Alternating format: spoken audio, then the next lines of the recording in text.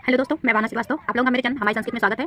हम लोग संस्कृत में जो है इस वीडियो में सप्तमी विभक्ति का दूसरा महत्वपूर्ण सूत्र जानेंगे, साथ ही साथ उसका उदाहरण भी जानेंगे। परीक्षा में किस प्रकार का प्रश्न बनता है ये भी जानेंगे। और मैंने जो है मेरे चैनल पे संज्ञा प्रकरण और संस्कृत में कारक और संस्कृत वर्णमाला प्लेलिस्ट बना के डाली हूँ। आप लोगों को इससे पहले जो भी वीडियो चाहिए उसमें से देख के आप लोग देख लीजिएगा, चैनल को सर्च करके। और चैनल को सब्सक्राइब भी कर दीजिए ताकि जो भी मैं वीडियो डालूँ वो आप लोगों तक पहुँच जाए, उसका नोटिफिकेशन, और आप लोगों को इधर उधर ढूंढना ना पड़े।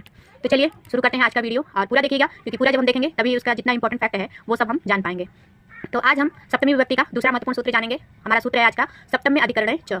इसको जब हम तोड़ेंगे तो हमारा जो है शब्द बनेगा सप्तम में अधिकरण च, यानी सप्तमी जो है अधिकरण में सप्तमी विभक्ति लगती है।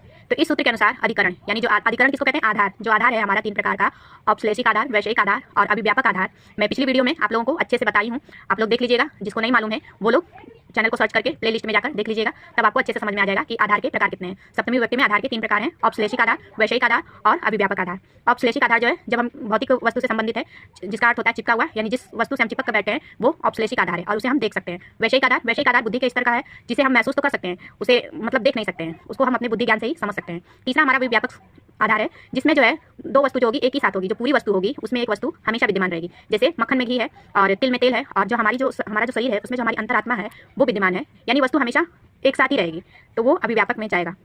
तो अर्थात जितनी भी आधार वाली वस्तुएं हैं उनमें सप्तमी विभक्ति लगती है, चाहे वो आधार औपश्लेषिक आधार हो, चाहे अभिव्यापक आधार हो या वैषयिक आधार हो, सब में हमारा सप्तमी विभक्ति लगेगा। तो इसको उदाहरण से समझते हैं। हमारा उदाहरण है वृक्ष फलानी संति, वृक्ष पर फल हैं। सप्तमी विभक्ति का जो चिन्ह होता है में भी होता है और पर भी होता है, तो वाक्य के अनुसार हम में भी लगा सकते हैं और पर भी लगा सकते हैं। जैसे वृक्ष में फल हैं ये भी बोल सकते हैं, और वृक्ष पर फल हैं ये भी बोल सकते हैं। तो जो वृक्ष पर फल हैं वो वृक्ष से चिपके हुए हैं, यानी जो फल हैं वृक्ष से लटके हुए हैं, और वृक्ष जो है फल का आधार है। तो फल जो है ऐसे ही तो उसमें उड़ के सटे हुए हैं नहीं, वृक्ष का जो टहनी है, डाली है, उस पर लटके हुए हैं, तो जो लटका हुआ वो वृक्ष से सटा हुआ है, तो वृक्ष जो है यहाँ पे आधार हो गया है। यानी वृक्ष नहीं रहेगा तो फल उस पर नहीं उग सकता। वृक्ष है तो वृक्ष के सहारे ही जो है फल हैं उस पर। और दूसरा हमारा है तिलेषु तैलम विद्यते, तिल में तेल विद्यमान है। जो तिल है ये हमारा अभिव्यापक आधार का उदाहरण है, जिसमें जितनी भी तिलहन वाली चीजें हैं सब में तेल रहेगा, चाहे वो सूरजमुखी का फूल हो, चाहे नीमकौड़ी का हो, चाहे तिल का हो, चाहे सरसों का हो, जितनी भी तिलहन वाली चीजें हैं सब में तेल विद्यमान ही रहेगा, निश्चित रूप से विद्यमान रहेगा, उसमें कोई संशय नहीं है। तीसरा हमारा उदाहरण सिंह वने वसति, शेर वन में रहता है। शेर जो है यदि वन में रह रहा है तो उड़ के नहीं रह रहा है, उसको वन में उसको आधार जो है उसका वन है।